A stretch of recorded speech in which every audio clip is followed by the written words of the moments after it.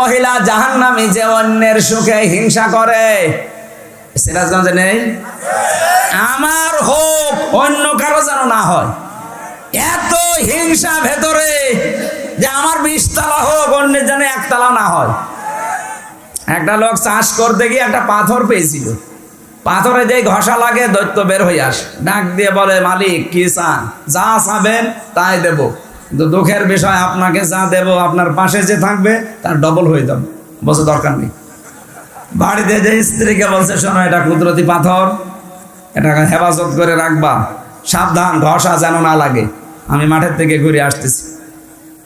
স্ত্রী চিন্তা করছে, নিষেধ করে গেল ঘষা যেন না লাগে, দেখি একটা ঘষা দিয়ে, যেই দিয়েছে ঘষা, দৈত্য বের হয়ে বলছে, মালিক কি চাই আপনার? কি চাই মানে? দেখো না কুড়ি ঘরে আছি, আমার 1 তলা বাড়ি চাই। ও তো আর জানে না যে পাশের বাড়ি 2 তলা হয়ে যাবে। যে বলেছে 1 তলা বাড়ি চাই, ওরটা তো ঠিকই আছে, পাশের বাড়ি সব 2 তলা। ও মাঠ থেকে বাড়ি এসে আর বাড়ি চিনতে পারে না, বহু কষ্ট করে বাড়িতে গিয়ে বসে, কি করছে? পাথর কই? বসে ঘষা দিয়ে ফেলিস। তুমি তো ঘষা দিলে, বাইরে এসে দেখো অবস্থা কি কি হয়েছে। তোমার বাড়ি 1 তলা, পাশের বাড়ি সব 2 তলা, পাথর আবার নিয়ে আসো। পাথর ঘষা দিয়ে দৈত্য এসেছে, বলছে, মালিক কি চায়? কি চায় মানে বোঝো না? আমার 1 চোখ কানা করে দে।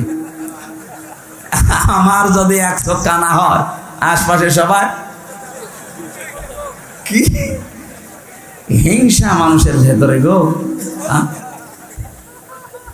না, আপনি সবসময় এই দোয়া করেন, আল্লাহ আমাকে যা দিচ্ছেন দিচ্ছেন, ওখানে যা দিচ্ছেন ওরে দেন, কিন্তু আমারও দেন। এই মন তৈরি করা অত সহজ না।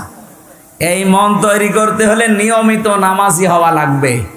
ইন্নাল ইনসানা খুলিকা হালুআ ইযা মাসসাহুশ শাররু জাযুআ ওয়া ইযা মাসসাহুল খায়রু মানুআ ইল্লাল মুসাল্লিন।